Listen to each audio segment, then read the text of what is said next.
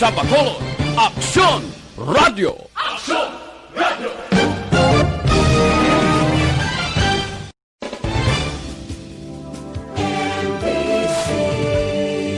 Manila Broadcasting Company. Sa balita, komentaryo, Aksyon Reports, second portion. Ikalidad, kag madalong ng mga analisis sa pinakainit na balita sa bilog na probensya kag nasyon. Aksyon Reports, second portion. Patas kag balanse na komentaryo sa mga issues kag mga balita nga nagaapekto sa mga pumuluyo sa adlaw-adlaw nga tanan. Aksyon Reports, second portion. Upod sa veterano kag respetado nga komentarista, Aksyon Fred Salanga. Karon nga adlaw, Sabado, Pitsa 28 na bulan sa Nobyembre tuig 2020. Ba kadasig no? 27 ka adlaw na lang oh. Pasko na, 34 dias na lang. Sug-alawon ta na ang tuig 2021. Anano ang mga balita ka mga isyo nga tundaydayon karon nga adlaw, Sabado. Katulad sang pangako ni Presidente Rodrigo Duterte, ang mga pumuluyo kuno nga luyag mag-report sa mga korap nga opisyal, ang ila sini Citizens Complaint Center, hapos lang dial kamo 8888, 8888. Pero dapat kuno magpakilala. Dapat magpakilala ka. Agod, mabaton mo ang reward money. May padya mo. Kung sinong makasugid, pero parang hindi man kamo mabutang sa alang-alang kag peligro, taguon ang ngalan ninyo. Mangin confidential. Pero, siguruhon nyo nga ang gin-report nyo, ang ginsugid ninyo, otontikado kag matuod kag may ara nagakaigo nga ebidensya. Pagkatapos, paluapon ina sang opisina sang presidente kag makabaton ikaw sang padya. Pinsarabla, siling ni Presidente Rodrigo Duterte nagatanyag sa sang 50,000 tub-tub 100,000 sa makareport sa mga korap nga opisyal o kon empleyado sa gobyerno. Basta siguruhon nyo nga ang gin-report nyo husto. Mayo man para magtagam ang pila ka mga opisyal panilagi nyo. Pero kinanglan nga may sufisyente nga ebidensya. Hindi man na pwede nga i-report mo kay kontrapartido ka. Hindi man na pwede nga palagpatan mong report mo kay kontra mong isa ka politiko. Hindi man pwede nga mabaton ina dito sa Malacanang kay gina-checkyar ina, gina-double check. Pila pa na, pakantuan pa na sa pila ka mga tinao dire o sisaon kung matuod ang report. Kung matuod ang report, baton ka 50,000, tub-tub 100,000. Kibot gani ko kapon, nag-smart kag son, nag-text na, nya pwede na kamo makatawag sa 8888. Rekta sa presidente. Mayo man niya. Kay, kung daw makita kamo nga may mga anomalya, korap nga mga opisyal, basta may ebidensya, report na yon. Luwas nga matagaan kita sa gusto nga impormasyon, luwas nga makakasan kita sang kurap nga opisyal, may padya pa kamo. Nami man? Sige, panilagin yung mga opisyal nyo da. Kuha ebidensya, report dito sa opisina sang presidente. Para nga, pag-abot sang 2022, ang mga kurap nga opisyal nakakas na sa pwesto. Aksyon Radio Philippine Standard Time, las 6:39. Mabalik kami pagkatapos ini.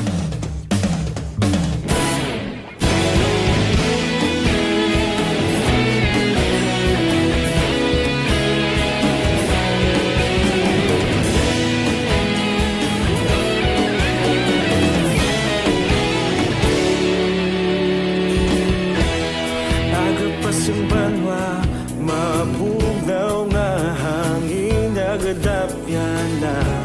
Ikaw nang ginapamatian namon ginasandigan. Tingog sang probinsya, kamatuuran ginapalap na.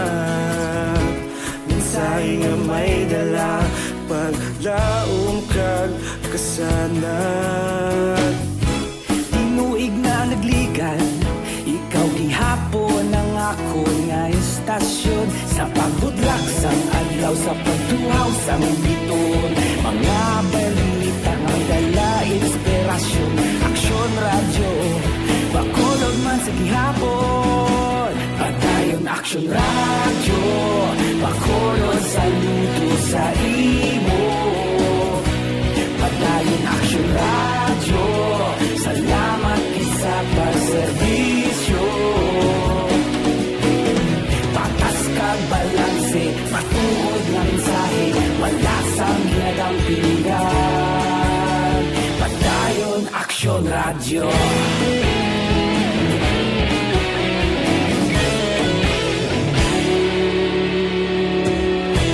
Bakolod nun kag Negrosanon, inyong pamatian. Istasyon nga nagapalaplag sang kamaturan. Mabakod nga prinsipyo, reporter handa sa serbisyo. Kahapon, karon kag sa gihapon, kita magapadayon. Tinuig na nagligan, ikaw gihapon ang ako nga istasyon. Sa pagbutlak sang adlaw, sa pagtuhaw sang biton, mga balita na may dala inspirasyon. Aksyon radyo, bakolod man sa gihapon. Padayon Aksyon radyo, bakolod saludo sa imo. Padayon Aksyon radyo, salamat sa pagserbisyo. Patas kag balanse, matuod na mensahe, wala sang ginadampigan. Padayon Aksyon radyo. Una sa balita, una sa aksyon, sa Bacolod Aksyon Radio.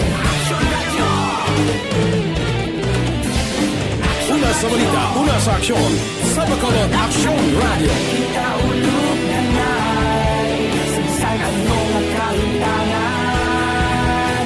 Responsable at ang balita, pagdahil na ipalaknan.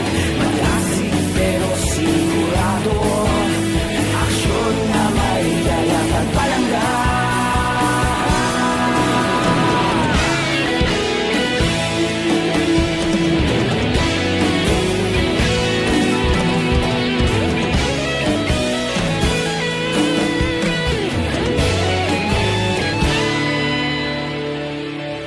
Padayon Aksyon radyo, bakolod saludo sa imo. Padayon Aksyon radyo, salamat gid sa pagserbisyo. Padayon Aksyon radyo, bakolod saludo sa imo. Padayon Aksyon radyo, salamat gid sa pagserbisyo. Patas kag balanse, matuod nga mensahe, wala sang ginadampigan. Padayon Aksyon radyo.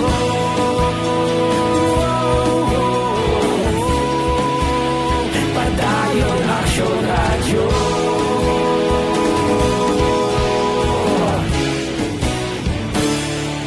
Padayon Aksyon radyo.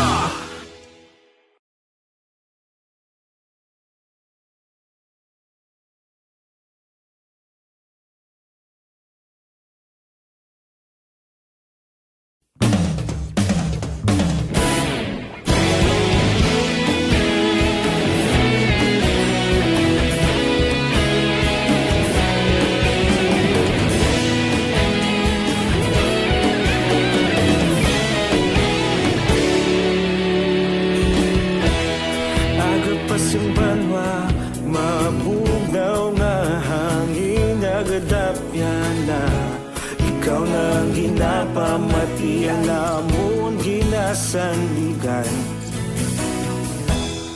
Tingog sang probinsya, kamatuuran ginapalap na. babae nga may dala paglaom kag kasanag. Tinuig na nagligan, ikaw gihapon ang ako nga istasyon. Sa pagbudlak sang adlaw, sa pagduhaw sang biton, mga balita nga dala inspirasyon. Aksyon radyo, bakolod man sa gihapon. Padayon Aksyon radyo, bakolod saludo sa imo. Ko ang paglaom na buhi bangod sang bakuna ining baksin karon nga gindil na sang pungsod Pilipinas agod magbakal sining ginatawag naton AstraZeneca. Kahapon ginamonitor naton ang Britanya nagpalayag kag ginapasiguro kon bala ano gid ka epektibo sining AstraZeneca. Ang Pilipinas kag Thailand milyon na ka mga ang doses nga ila sini ginpangabay nga baklon. Nagtanyag na gani ang pribado nga sektor nga magbakal kag libre lang diri sa pungsod Pilipinas. Ang UK government nagsiling man nga kinanglan nila mga 100 milyones ka doses sang baksin nga gindevelop man sang AstraZeneca kag Oxford University. Luya gani sa UK government na ilargada nila ining baksin antes magsugod ang Paskwa.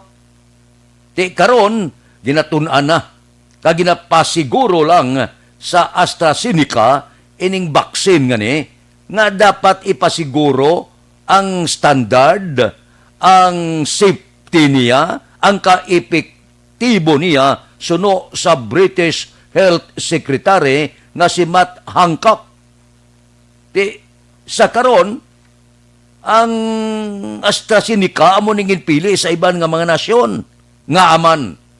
Ang AstraZeneca nagatanyag siya sa mga developing country sang masyado kanubo, siyang pinakanubo nga presyo sa mga tanan nga nag-develop nagtuon sang baksin batok sa COVID-19. Manubo ang iya presyo, mahapos ang transportasyon, kag normal lang nga temperature ang iya kinahanglan. Ang iba niya tag 70 Celsius. Diri iya sa AstraZeneca daw komportable ka. Pinakanubo siya presyo, mapos siya nga i-transport, kag pwede siya sa normal nga temperatura. Kabay pa nga sa nagligad nga daw 60% tubtob 90%. Ting masunod guro nga report pagdangat sang 95% safety kag pwede na largada na ang baksin kag pwede na nga ipabakuna sa minilyon nga mga Pinoy. Bao kabay pa nga inisya amo makatap na sining makalalaton makakululba nga kagaw ang COVID-19. Aksyon Radio Philippine Standard Time las 6:48. Mabalik kami pagkatapos ini.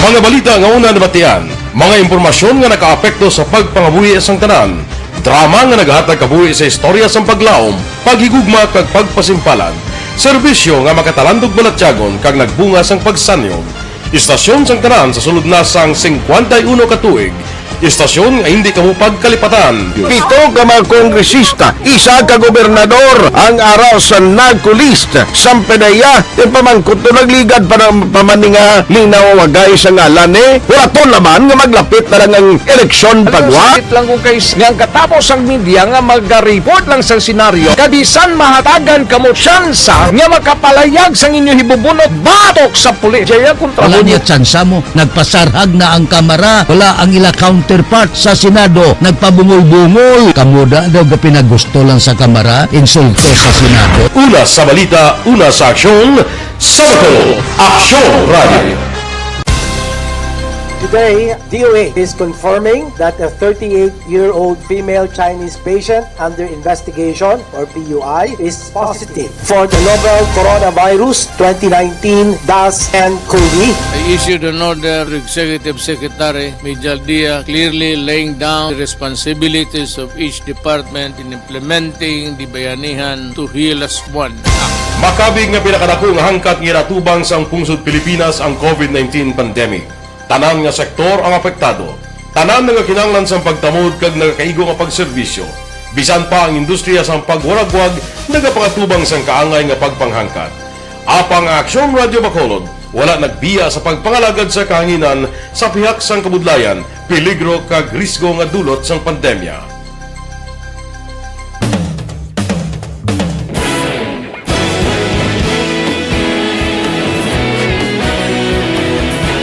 Sa sunod na sang 51 katuig, nasaksihan ang dedikasyon sa Aksyon Radio Bacolod sa pagdulong sa mga balita kag impormasyon para sa interes sang mga pumuluyo. Pila na ka henerasyon ang nag-agi, komitido sa gihapon ang Aksyon Radio Bacolod nga mag-alagad sa kahanginan nga tampad, wala sang ginadampigan kag ginahalungan ang kamatuuran. Sa tuwa sang mainit nga away sa politika, ang istasyon nagapabilin na nga patas sa pagtalakay sa mga isyu kag problema. Bilang tagbantay sa kamatuuran, ginatagan sa importansya ang tawhanon nga kinamatarong kag nagakaigo nga proseso agud mawaragwag sang husto ang balita kag malikawan ang paglaptas ang salak nga impormasyon. Sa pagluntad sang kalamidad, gindulong sa inyo ang sitwasyon sa palibot kag padayon nga nagahatag sang pahanundom agud maluwas ang kaugalingon, ang pamilya, kalakip na ang tanan nga kaaksyon. Sa tion sang kasubo, nanarisari nga mga matahom nga drama ang nagalingaw sa inyo. Ang inyo reklamo amon ginpamatian kag ginhatagan sang aksyon. Padayon ang reforma sa serbisyo ang ginahimo sa Aksyon Radio Bacolod agud madulong ang balita sa diin ka man nga bahin sang kalibutan. Ang Aksyon Radio Bacolod nagapanguna sa kadamuon sang online engagement sa isla sang Negros. Ang Facebook followers sa istasyon ang nagdangat na sa masobra tunga sa milyon. Bacolod kag Negros anon inyong pamatian. Istasyon nga nagapalaplag sang kamatuuran. Humalin sa tutubtub subong, nagapanguna sa gihapon sa balita, serbisyo publiko kag kalingawan ang Aksyon Radio. Napili bilang finalist sa UP Broadsox Choice for Gandingan ng Katarungan sang Gandingan Awards 2020 ang Aksyon Radio Bacolod. Naghakot man sang pagpasidungog ang makatapo kang programa sa Aksyon Radio Bacolod sa Tingog kag Handurawan Awards 2020. Ang tanan nga kadalagan nga naangkon sa Aksyon Radio Bacolod sa masobra 5 ka dekada ang nagapatimaan lamang sang padayon nga pagsalig sa mga pumuluyo sa radyo nga nangin kabahin na sa ila matag adlaw nga pagpangabuhi. Aksyon Radio. Una sa balita, una sa aksyon. Sa Bacolod, Aksyon Radio. Kaulog na ngay, SalangaNo ang kahilangan. Responsable at ang balita, kagaya na na morning, bilog nga dakpanwa sa Bacolod, bilog nga probinsya sang Negros Occidental. Action Hotline. Kung ano naman ang ipalayag ni Presidente Rodrigo Duterte sa quarantine status sang bilog nga pungsod Pilipinas. Ginahulat ini sang tagsa-tagsa ka mga kaprobinsyahanan didto sa Metro Manila. Ang mga mayor nagasiling nga dapat ipabilin sa General Community Quarantine ang bugos nga Metro Manila. Ang iban nga probinsya, katulad sang probinsya sang Negros Occidental, dakmanwa sa Bacolod, paabot gid nga mahimo basi ios-os gawa ang quarantine status naton. Kay madamo ang nagahulat, madamo gid ang nagapati, kag malipay gid sila kung manaog sa Modified General Community Quarantine ang siyudad sa Bacolod. Kinpangabay na inaasang alkalde sa Bacolod. Dako ang benepisyo sa Bacolod kung manaog kita sa modified, sa mga negosyo, sa mga salakyan, jeepney ka man, tricycle ka man, taxi ka man. Negosyante, kadako it magagmay. Ang pila naton ka mga remedyo hinal kag iba pa naton nga mga utod, dako kayo. Ang bintaha kon manaog kita sa Modified General Community Quarantine. Apang, sa nasiling na, matabo lang ini, kag maangkon ta ini, kon kita tanan mag-upod sa panugyan sang national, provincial, kag lokal nga panggobyerno, lakip na sang Department of Health, nga dapat padayonon ang pag-amlig sang lawas, sundon ang tanan nga mga safety measure nga ginapapanaog, ang face mask, face shield, social distancing. Kung matuman ta ini sa pila kaadlaw na lang nga nabilin, base pa man lang kaluyan sang mahal nga Dios nga i-downgrade na ang quarantine status sang syudad sang Bacolod. Ay, kabay pa. Aksyon Radio Philippine Standard Time, Lasay 55. Mabalik kami pagkatapos ini. Hindi pa rin natatapos ang laban natin sa COVID-19. At sa labang ito, isa sa pinakamahalagang armas natin ang tamang impormasyon.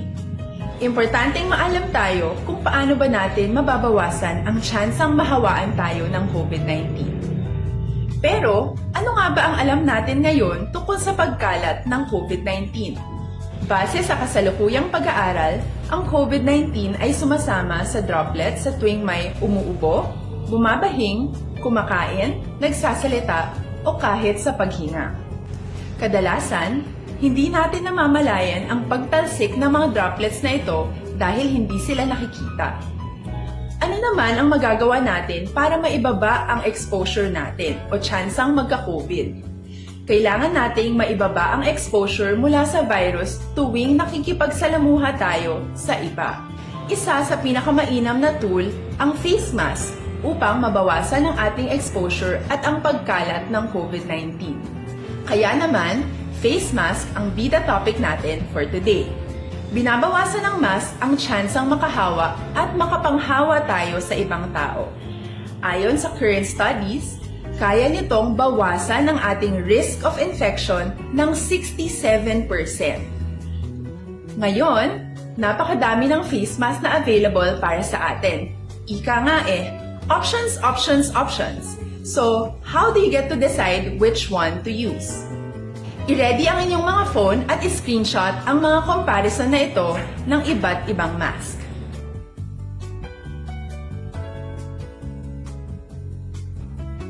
Ngayon, alam na natin na maaari tayong gumamit ng cloth mask. Alalahanin po na hindi pwedeng i-side A at side B ang cloth mask. Labhan ito araw-araw gamit ang maligamgam na tubig, detergent at bleach. Para naman po sa mga medical or surgical mask, tandaan na hindi ito maaaring i-recycle. Itapon na ito pag madumi na, basa na, o gamit na.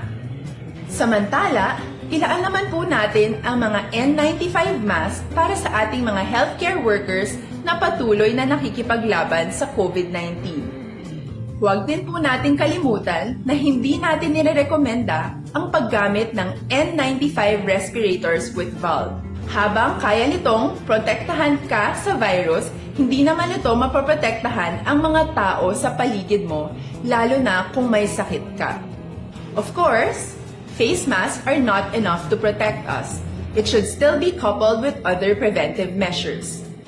According to studies, kung magsuot ka lang ng mask at didistansya ng at least 1 metrong layo sa iba, mababawasan na agad ang tsansa mong makahawa at mahawaan, kaya ituloy lang natin ang pagprotekta sa ating mga frontliners at komunidad sa pamamagitan ng pagiging bida. B. Bawal walang mask. I. Isanitize ang mga kamay at iwas hawak sa mga bagay. D. Dumistansya ng hindi. Sa 59, ginapahibalo, ginapaksyonan ang tanan nga himata kakilala kaabyanan ni Raul Chua nga siya idulong na sa katapusan nga palahuayan buwas nga adlaw dira sa Palm Heaven alas 9 sang aga. Ilubong si Raul Chua buwas alas 9 sang aga.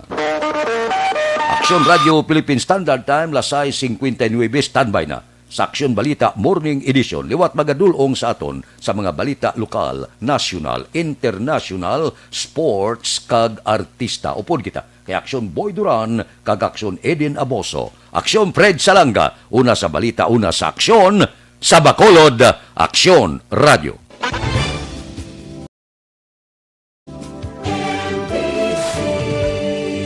Manila Broadcasting Company.